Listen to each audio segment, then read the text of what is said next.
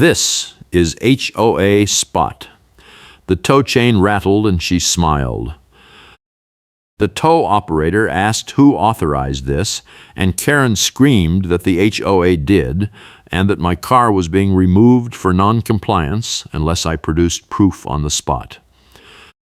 "You are blocking the plow route, and I am escalating to towing," she yelled, jabbing a laminated notice template with blank spaces she had filled in by hand toward my windshield.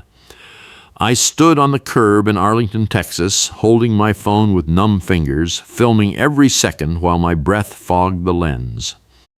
Christine Ramirez, election committee chair for the Cottages at Snowline Estates Association, had just slapped a tow sticker on my windshield and called it procedure. This was not a snowstorm. This was 3 inches of sleet that shut down half the city, and I had parked exactly where I always parked, in my own driveway approach, because the street was a skating rink and the plow had not even touched our block yet. Christine pointed at the orange cone she had shoved aside in the slush 10 feet away and said that was the plow marker and I was in violation. The cone had been leaning sideways in a snowbank for 2 days. I am a notary public. I keep everything documented. I had photos time-stamped from the morning showing the cone already toppled and half buried before I even moved my car. She did not care. "Your camera does not matter. My minutes are the truth," she snapped, waving the tow remote like it gave her authority over physics. The tow operator, a guy in a yellow vest with ice clinging to his beard, looked between us and said he needed to see the actual work order signed by management. Christine told him the board gave her blanket authority during winter emergencies. That was a lie. I knew it was a lie because I had read the covenants 3 times after she hit me with a violation last month for leaving a winter wreath on my door 1 week past February 1st. The wreath was the trigger. It stayed up 8 days into February because I had been working double notary appointments and forgot. Christine sent me a violation notice with a $50 fine and a threat to double it every week. When I took the wreath down the same day and emailed proof, she added a $15 administrative fee for late compliance. That fee was not in the covenants. I checked. I work as a notary public, which means background checks matter, and any lien or legal action on my record could kill my bond renewal. That is the stakes here. Christine knew it. She mentioned my job twice in the past month, always with a smile that did not reach her eyes, always while holding a clipboard with more laminated templates. The tow operator said he would wait 5 minutes for the work order. Christine pulled out her phone and started texting someone, her thumbs hammering the screen. A neighbor across the street, shoveling his walkway, paused mid-scoop to stare. I recognized him from the neighborhood group chat, the one Christine had posted in 2 hours earlier with a photo of my car and the caption, "Resident blocking emergency plow access during active storm, escalation in progress."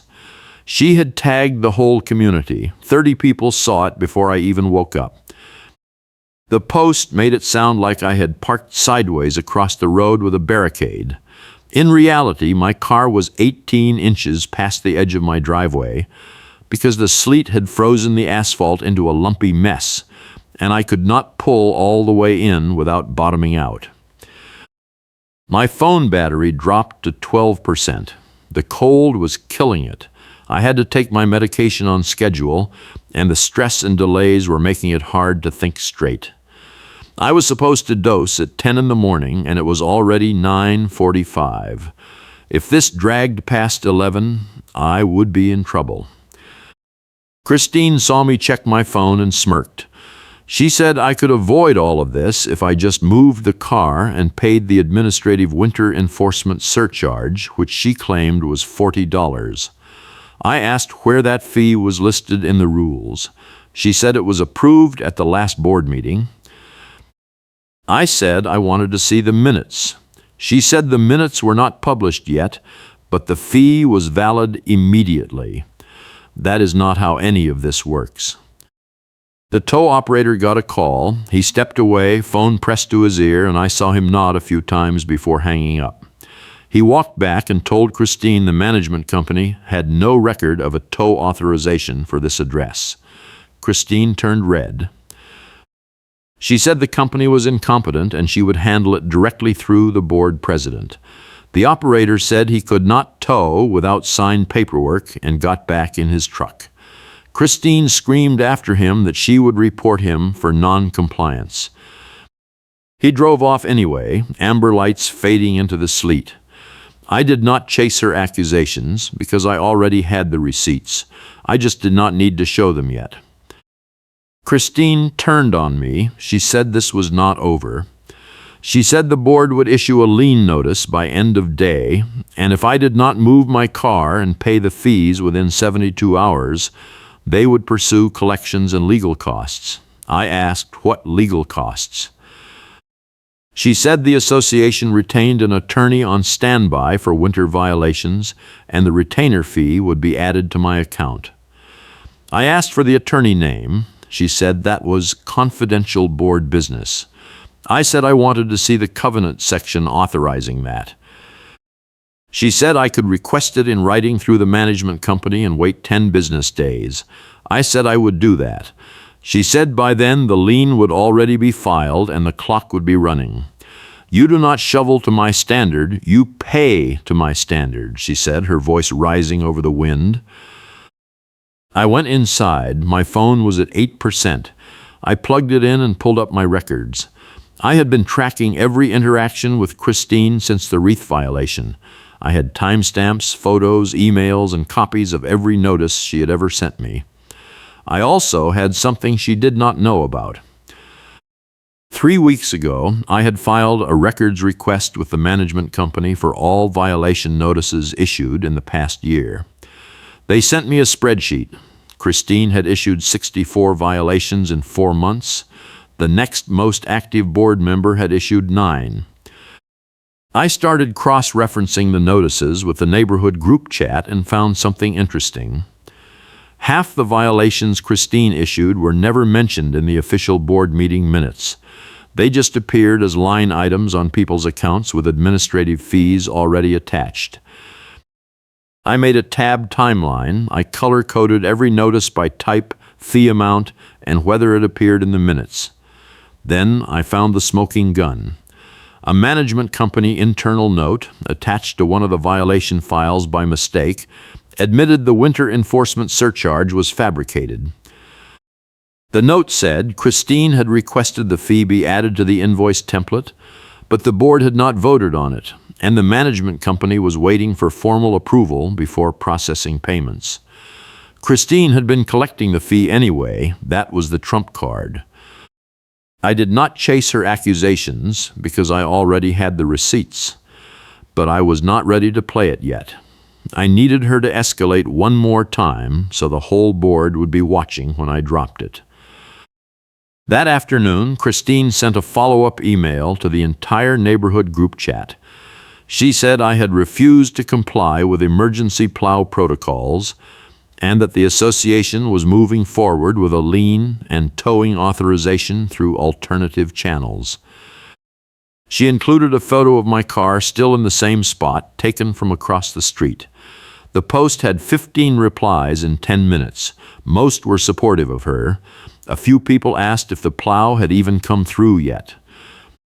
Christine replied that the plow schedule was confidential for liability reasons, but that my car was obstructing the marked route. That was when I noticed something. In her photo, the orange cone was back upright and repositioned directly behind my rear bumper. I had not touched it. She had moved it to make the photo look worse. I texted the neighbor who had been shoveling earlier. He replied within 2 minutes. He said he saw Christine move the cone right before she took the picture. He said he thought it was weird but did not want to get involved. I asked if he would be willing to say that at a board meeting. He said maybe, but he did not want Christine coming after him next. I understood. Christine had a reputation. People were afraid of her because she controlled the ballots and proxies as election committee chair. If you crossed her, your vote might not get counted, or suddenly you would have 3 violations for things you did not even know were rules. The next morning, I got a certified letter. It was a lien threat. The letter said I owed $215 in fines and fees, plus a $100 rush processing surcharge, plus an estimated $500 in legal fees if the matter proceeded to collections. The total was over $800 for parking in my own driveway during a sleet storm.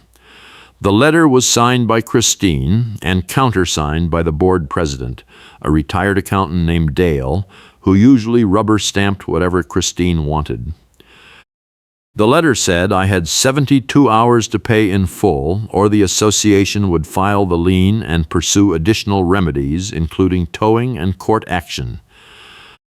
At the bottom, in smaller print, it said the administrative winter enforcement surcharge was non-negotiable and reflected emergency board policy enacted under Article 12 of the covenants.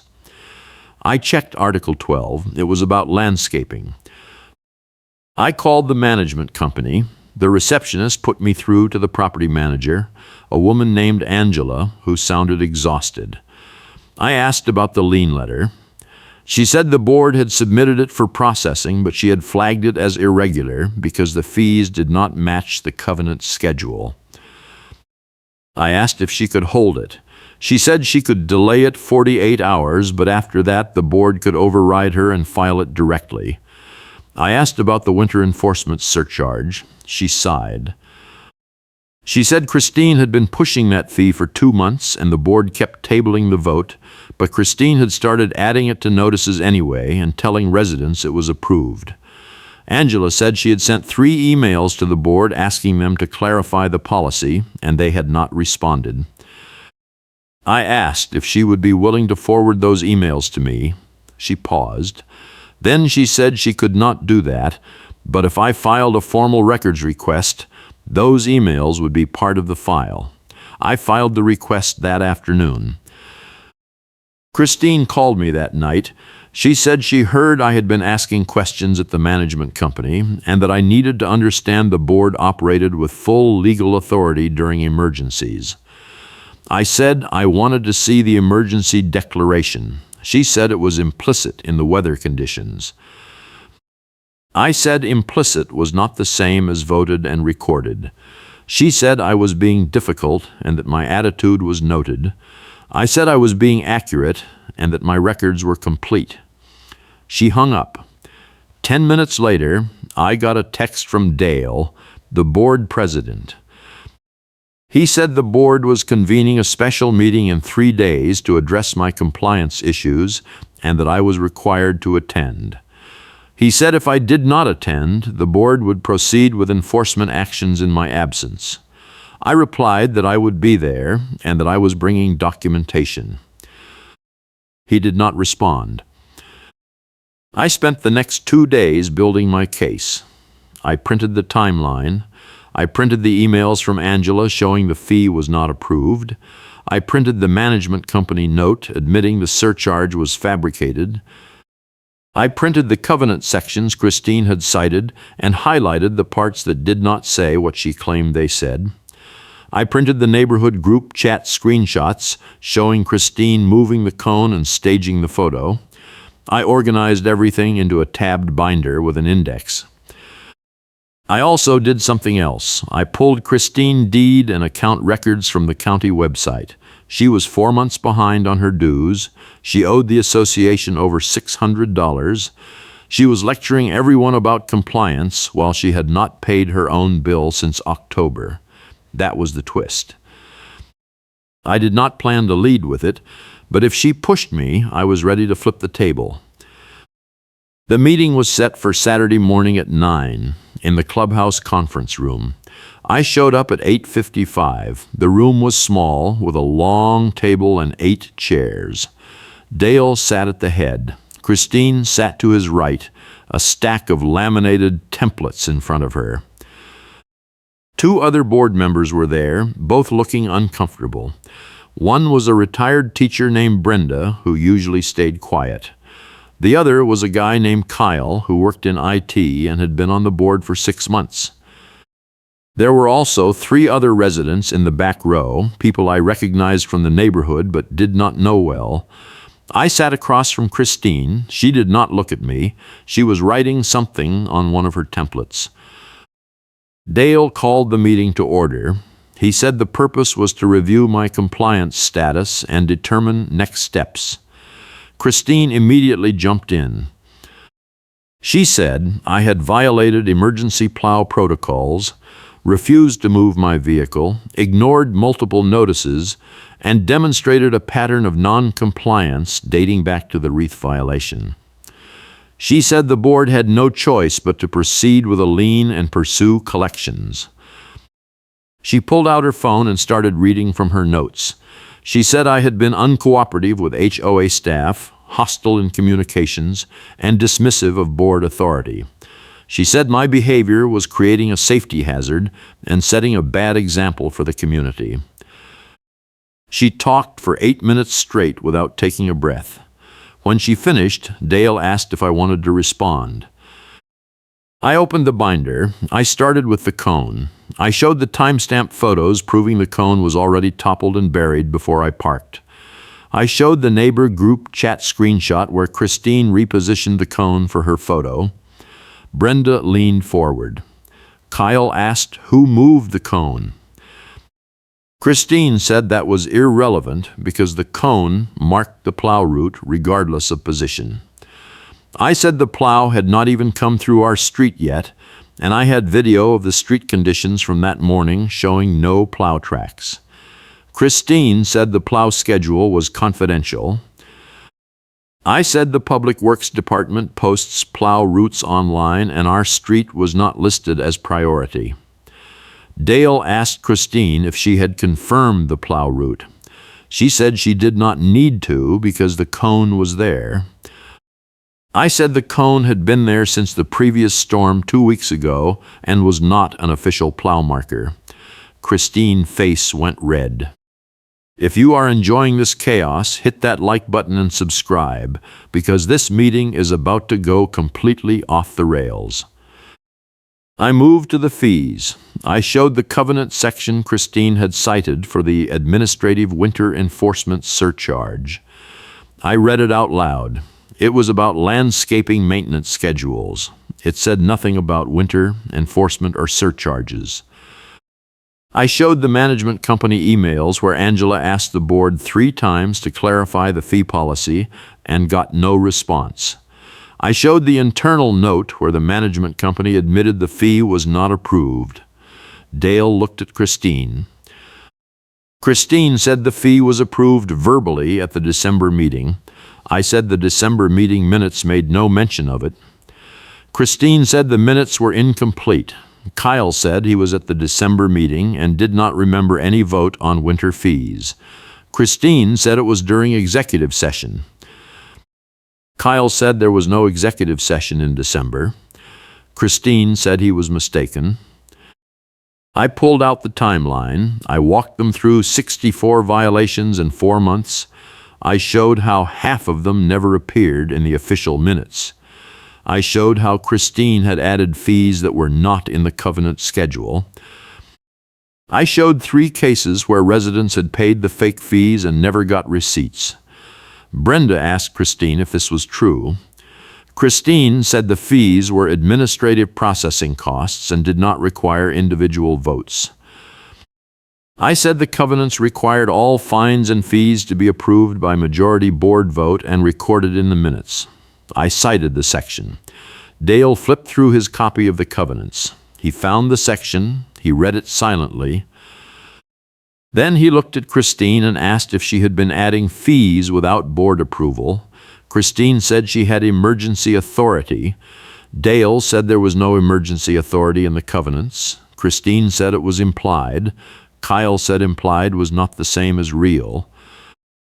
That was when Christine made her mistake. She said nobody else had complained, so clearly the fees were not a problem. I waited. Dale asked if anyone had complained. I said yes.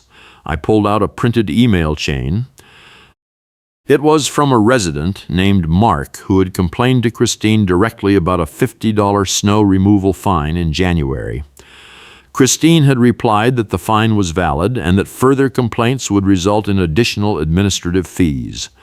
Mark had not replied. I said I had found 4 other similar email chains in the records request. Christine said those were private correspondence. I said they were HOA business and subject to records requests. Dale asked to see the emails. I handed him the stack. He read the top one. His expression changed. He asked Christine if she had threatened residents with additional fees for complaining. Christine said she had enforced the policies as written. Dale said the policies did not authorize retaliation fees. Christine said she had not retaliated. Kyle said it sure sounded like retaliation. Then I played the trump card. I pulled out the final document. It was a county deed record printout showing Christine Dew's account. I slid it across the table to Dale. I said Christine was 4 months delinquent on her own dues and owed the association $637.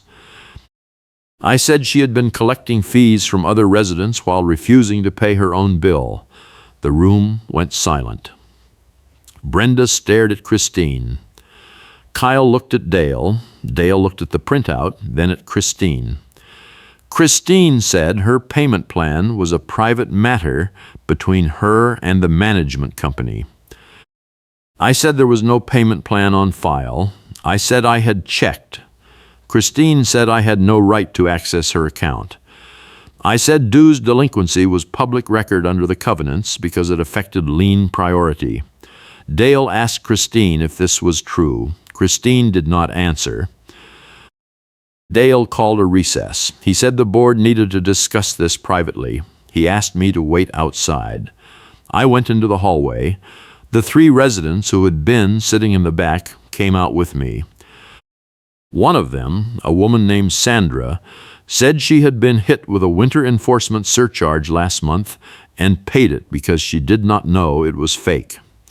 She asked if she could get a refund. I said she should request it in writing from the management company and CC the board. She said she would. Another resident, a guy named Tom, said Christine had threatened him with a lien last year over a mailbox color. He said he had repainted the mailbox even though the covenants did not specify colors. He said he was tired of her making up rules. I said he should come to the next meeting and say that. He said he would. The door opened. Dale called me back in. Christine was gone. Dale said Christine had recused herself from the discussion due to a conflict of interest. He said the board had voted to suspend all pending enforcement actions against me pending a full audit of the violation records. He said the board was also voting to freeze all administrative fees until they could be reviewed and approved according to covenant procedures. He said I would receive a written confirmation within 48 hours. I asked about the lien threat. Dale said it was withdrawn. I asked about the $800 in fees. Dale said those were void. I asked about a refund for the wreath fine and the administrative fee I had already paid. Dale said the board would issue a check within 30 days. Brenda said she wanted to add something. She said the board was also going to require all board members to be current on their dues as a condition of service. She looked at Kyle. Kyle nodded. Dale said that would be added to the next agenda. The meeting was over. I walked out into the cold. The sleet had stopped. The sun was trying to break through the clouds. My car was still parked in the same spot, 18 inches past the driveway edge, exactly where it had been for 3 days. The orange cone was still in the snowbank where Christine had left it. A plow truck rumbled past on the main road, blades scraping, pushing a gray wave of slush onto the shoulder. It did not touch our street. It never had. I got in my car and checked my phone. I had 4 missed calls from Christine. I did not call back. 2 days later, Angela from the management company called me. She said the board had authorized a full audit of all violation notices issued in the past year. She said they had found 32 notices with fees that were not covenant approved. She said the association would be issuing refunds to affected residents and sending a formal apology letter. She said Christine had resigned from the election committee effective immediately. She said the board president had asked Christine to step down from the board entirely, but Christine had refused. Angela said there would be a recall petition circulating within the week. She asked if I would be willing to sign it. I said yes. She said she thought a lot of other people would too. She was right. The recall petition got 63 signatures in 4 days. The association bylaws required 50 for a special election. The vote was scheduled for 3 weeks out. In the meantime, Christine went quiet. She stopped posting in the neighborhood group chat. She stopped issuing violations.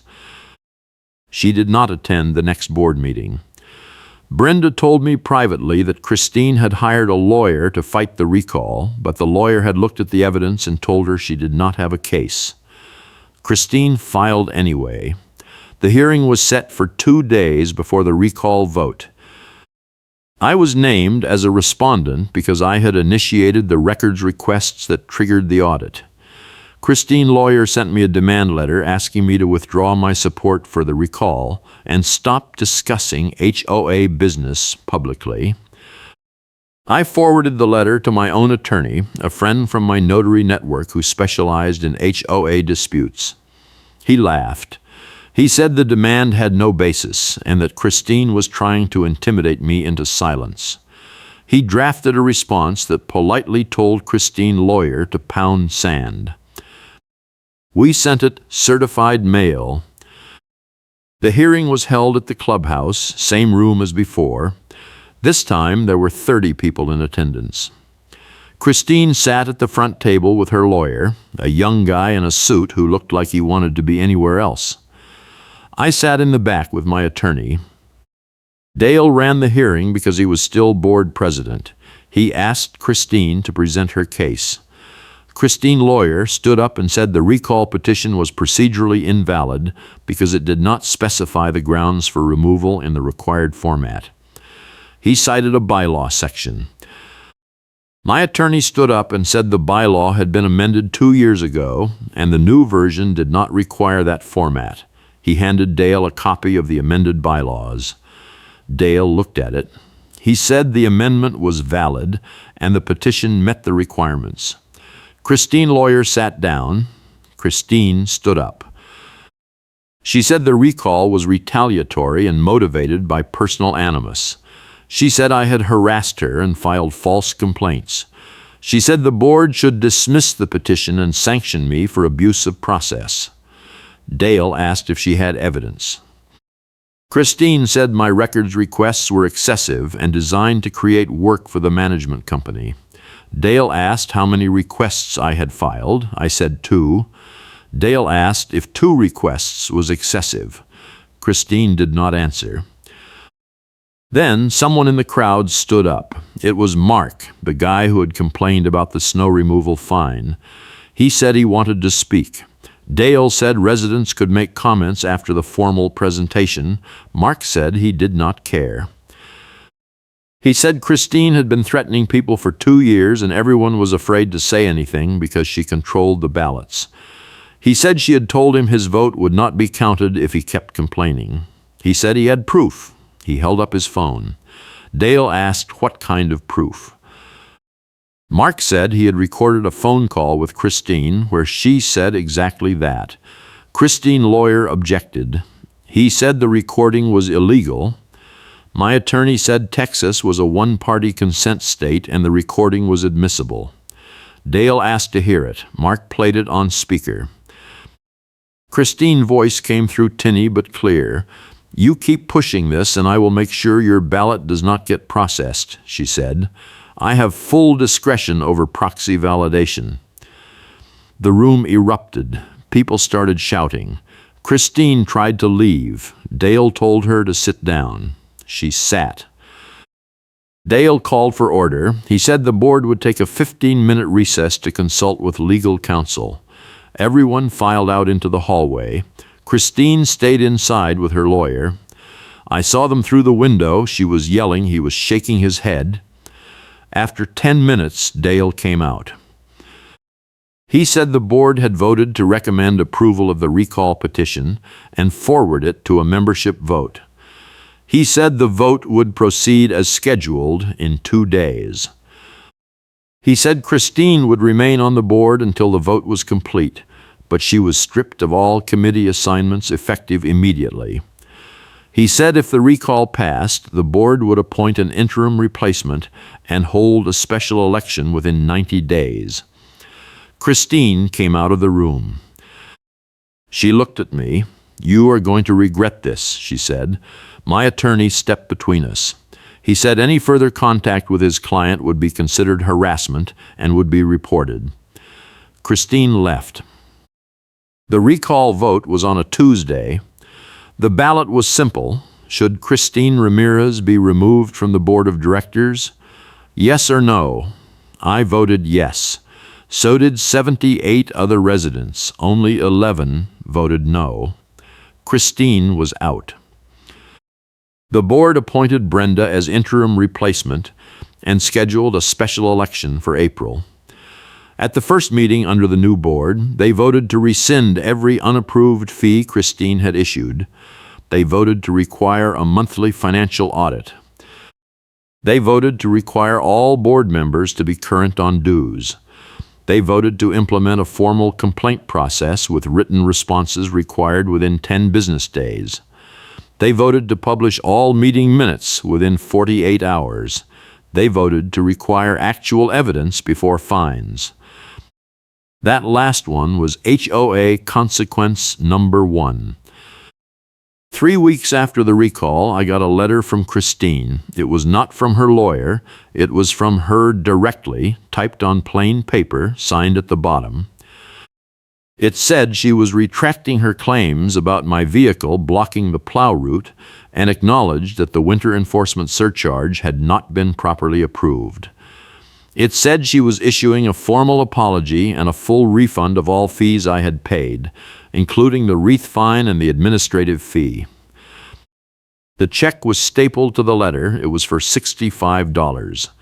The letter also said she was withdrawing from all HOA activities and would not seek re-election to the board. That was a lawyer letter that forces a retraction and a refund in action. My attorney had sent her a demand letter 2 weeks earlier threatening a defamation suit and a formal complaint to the state HOA regulatory board. She had folded. Karen is forced to retract her claim in writing, exactly as required. The funny karma beat came a week later. Christine had been telling people for months that nobody complained about her enforcement style and that I was the only problem resident. At the April board meeting, the new board opened the floor for public comment about the previous enforcement practices. 19 people stood up. Every single one of them had a complaint. Sandra talked about the fake winter fee. Tom talked about the mailbox color threat. Mark played his recording again. A woman named Lisa said Christine had threatened to fine her for having a wreath with red berries because red was not an approved holiday color. A guy named Jeff said Christine had tried to fine him for shoveling snow onto his own lawn because it created an uneven snow line. One by one, they lined up at the microphone and unloaded. Christine was not there to hear it, but word got back to her. The neighborhood group chat lit up. Someone posted a photo of a stack of complaints, real written complaints, that had been sitting in a file at the management company for over a year. Christine had never forwarded them to the board. Karen says nobody complains, and a stack of complaints appears. Exactly the karma beat I had been waiting for. By summer, the neighborhood had settled into a new normal. The new board was boring, which was exactly what everyone wanted. They approved a revised fee schedule that matched the covenants. They hired a new management company after Angela retired. They installed a digital bulletin board at the clubhouse entrance that posted all meeting agendas and minutes in real time. They voted to end the snow patrol program and rely on the city plow schedule instead. Christine sold her house in June and moved to a condo across town. I heard through the neighborhood grapevine that her new HOA had a reputation for being even stricter than ours, which seemed like poetic justice. The orange cone stayed in the snowbank until April, when the maintenance crew finally cleared it during spring cleanup. I thought about keeping it as a souvenir, but I let it go. I did not need a reminder. I had the receipts, and the receipts had been enough. The whole thing taught me something important about HOA conflicts. The rules only work if people enforce them honestly, and the system only works if residents are willing to push back when someone abuses it. Christine had gotten away with her schemes for years because people were afraid. They were afraid of fines, afraid of liens, afraid of retaliation, afraid of being the problem neighbor. I was afraid too, but I had something that gave me an edge. I had documentation, I had time, and I had a job that taught me how to read the fine print. When Christine tried to bury me under fake fees and made-up rules, I did not panic. I pulled the thread, followed the money, and waited for her to overreach. She did, and when she did, I had everything ready. That tabbed timeline, that internal management note, that dues delinquency record, they were not accidents. They were homework, and homework wins. If you are dealing with an HOA that is crossing the line, start documenting now. Every email, every notice, every conversation. Timestamp your photos. Save your receipts. File your records requests. Read your covenants, not just the summary, but every single page. Know what the rules actually say, not what someone tells you they say. And if you find something wrong, do not assume someone else will fix it. You have to be the one to stand up, walk into that meeting, and put the evidence on the table. It is not fun. It is stressful, and it is time-consuming, and it will make people uncomfortable. But it works. The HOA votes to require actual evidence before fines. Karen is forced to retract her claim in writing. A lawyer letter forces a retraction and a refund. Those were not lucky breaks. Those were the consequences of building a case and refusing to let it go. I still live in the cottages at Snowline Estates. I still shovel my driveway when it sleets, which is not often in Arlington, but it happens. I still park 18 inches past the edge when the asphalt is a mess. No one has said a word about it. The new board does not care where I park as long as I am not blocking the street, which I am not. The plow route signs are gone, the laminated templates are gone, the cone is gone, Christine is gone. The neighborhood is quieter now, less drama, fewer group chat explosions. Some people miss the chaos. I do not. I have had enough HOA chaos to last a lifetime, but if it happens again, I will be ready. I still have that binder, and I still keep my records up to date, just in case. Thank you for spending your time with me.